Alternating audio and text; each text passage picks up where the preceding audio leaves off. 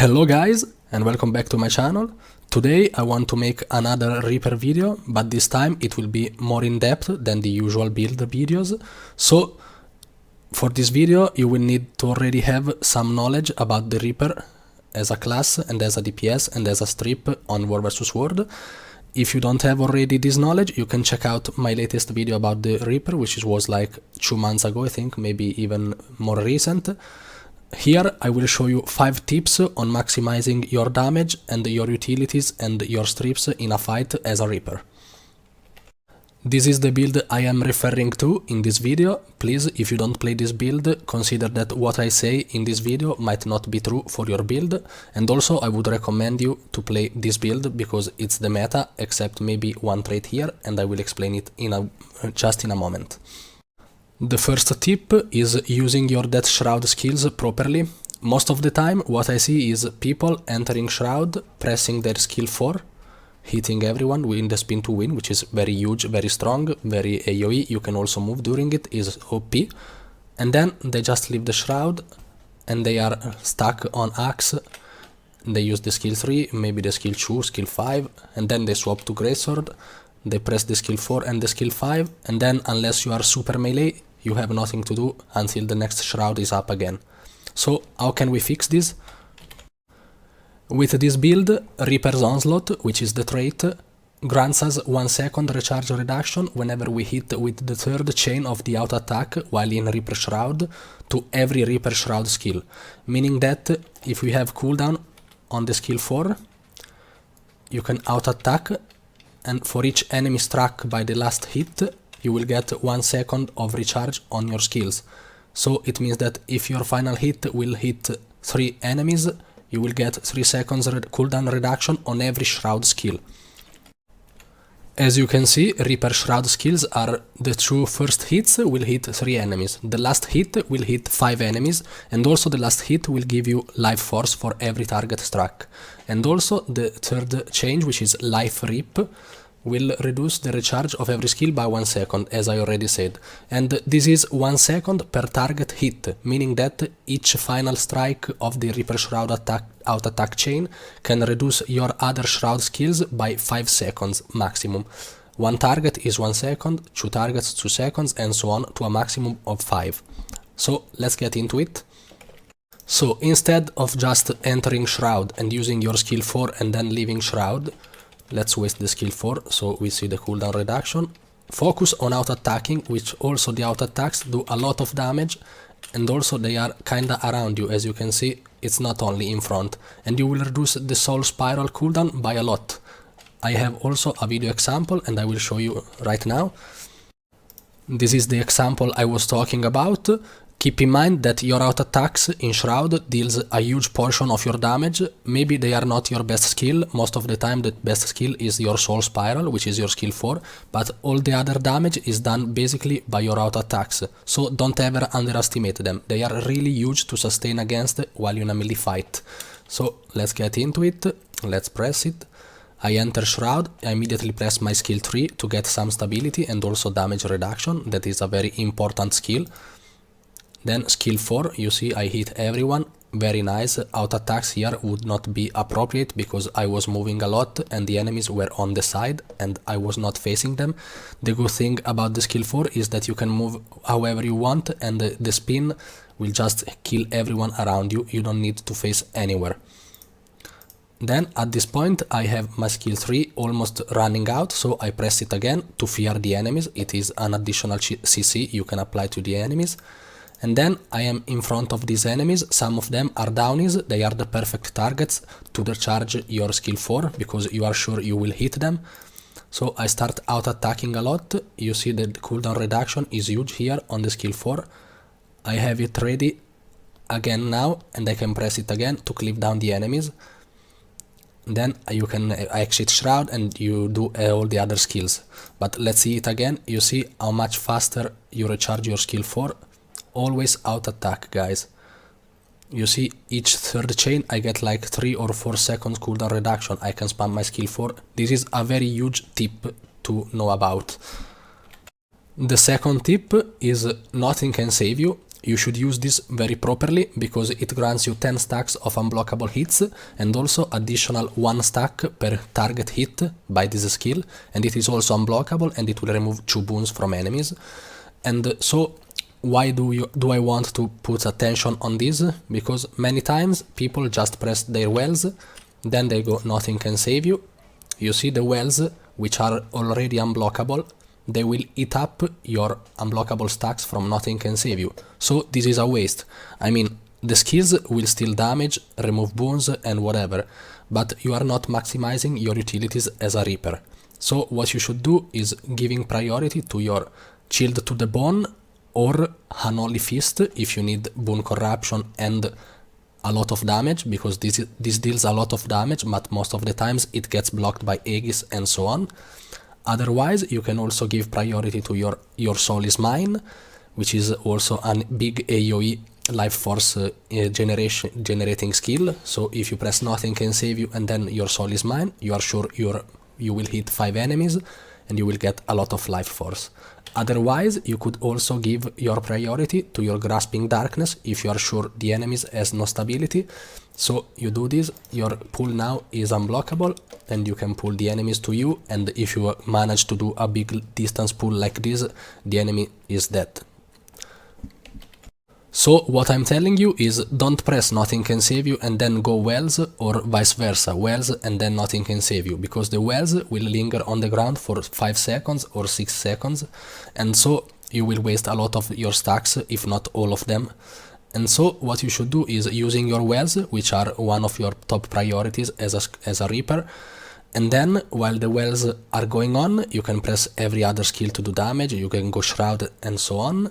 And then once you exit Shroud, you immediately nothing can save you, and then I would recommend going Unholy Fist for the maximum damage option, Shield to the Bone if you want to be sure to hit this skill and get a lot of stability on yourself, a lot of quickness on yourself, and also maybe a huge stun on the enemies, because it is 3 seconds stun if you are not melee, otherwise in melee 4 seconds stuns, which is huge. Otherwise you can go your Soul is Mine for extra life force, or the pull, or maybe even Nightfall, which is a big AoE on the ground, pulsing every 2 seconds, and making it unblockable means it is basically a second well. But still, this will take a lot of time, during which you will expend all of the other unblockable stacks. So in my opinion, just go for Unholy Fist after nothing can save you. And also Unholy Fist will trigger a secondary explosion if it will hit an enemy below 15% health. So you see how much the stacks are consumed also by the secondary explosions. The secondary explosions will hit only 3 targets and they are triggered by 5 targets. So ideally, if you hit 5 targets below 50% health, you will trigger 5 secondary explosions, which will hit 3 targets each. So it's huge. You see the Unholy Burst. The third tip is to press your wells and also your Nightfall before entering Shroud, because there are a lot of modifiers while you are in Shroud that will make your damage a lot bigger, and also since the wells pulls, you can enter Shroud and the wells which are already on the ground will benefit from the Shroud traits, and also the Nightfall will benefit from them. So let's get into these traits. So we have Soul Barbs.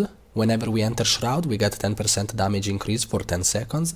This also applies when we exit, so this is questionable. I mean, you can also press your wells after your Shroud, if you just listened to this trait. But there are also other traits, like Death Perception.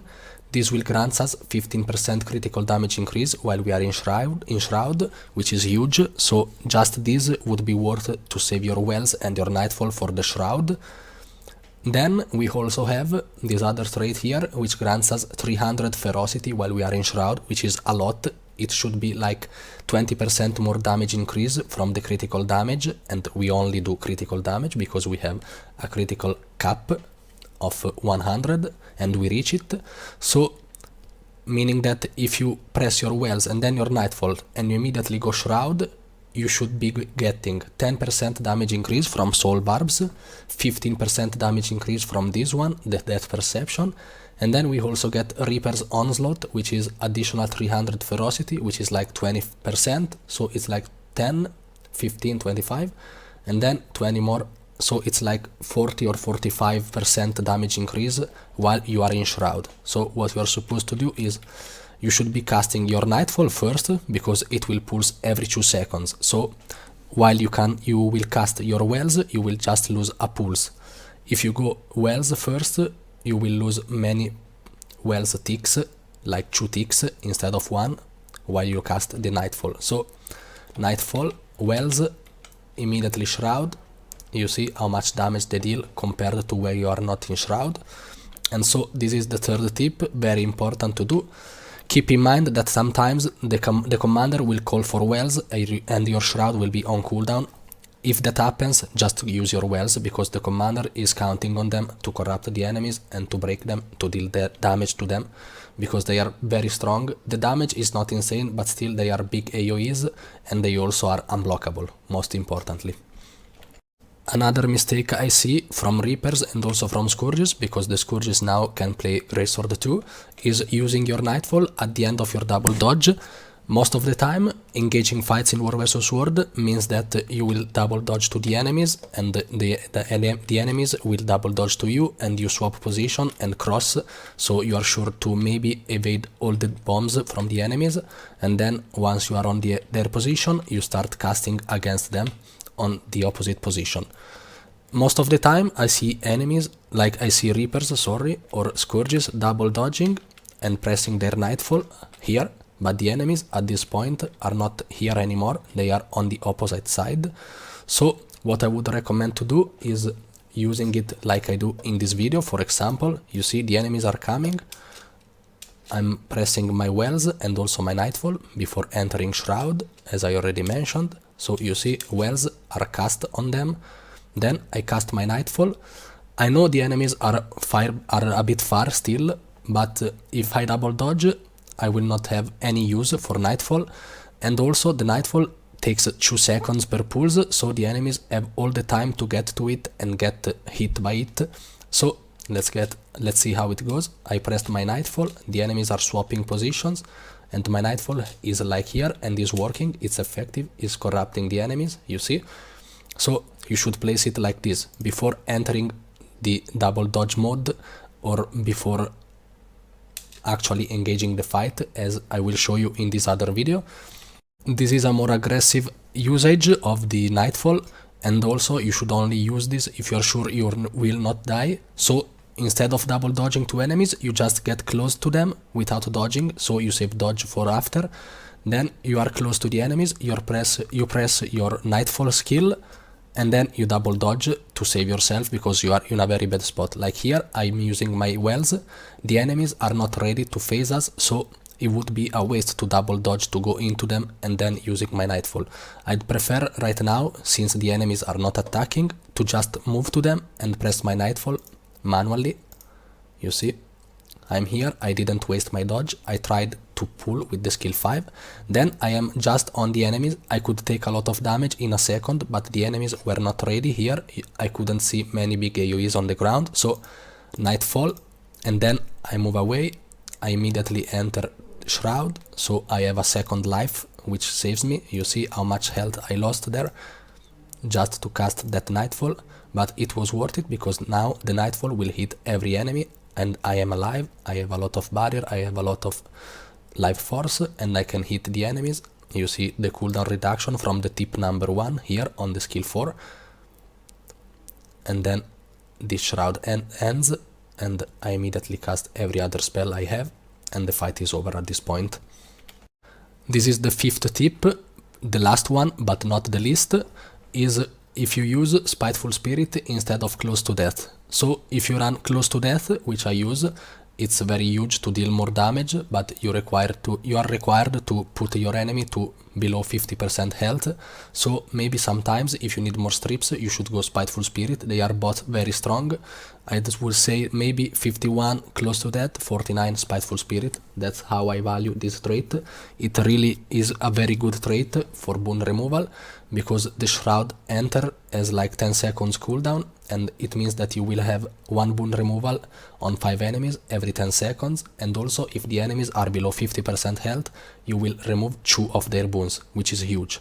It's like from 5 to 10 boons removed each time you enter Shroud.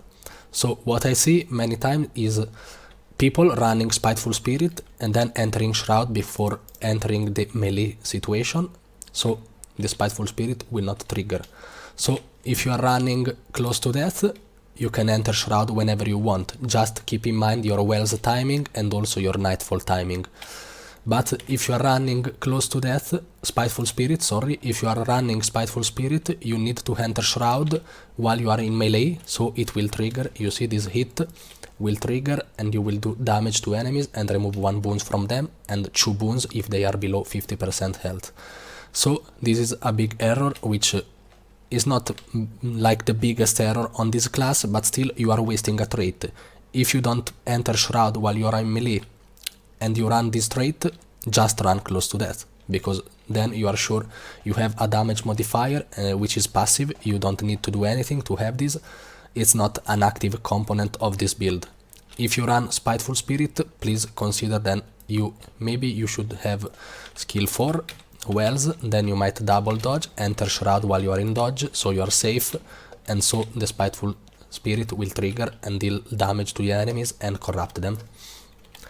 Okay guys, this is all for today's video. Let me know please in the comment if you would like to see another class analyzed like this, like micromanagement usage of the skills, as I did for this Reaper. Also keep in mind that the most expert you are about a class, the more you can also teach. So Reaper is my main, has been my main for forever, so maybe I know more about Reaper than other classes. Thank you for watching. Again, please consider leaving a like and a subscribe if you enjoy my contents, and see you on to the next video. Have a good evening.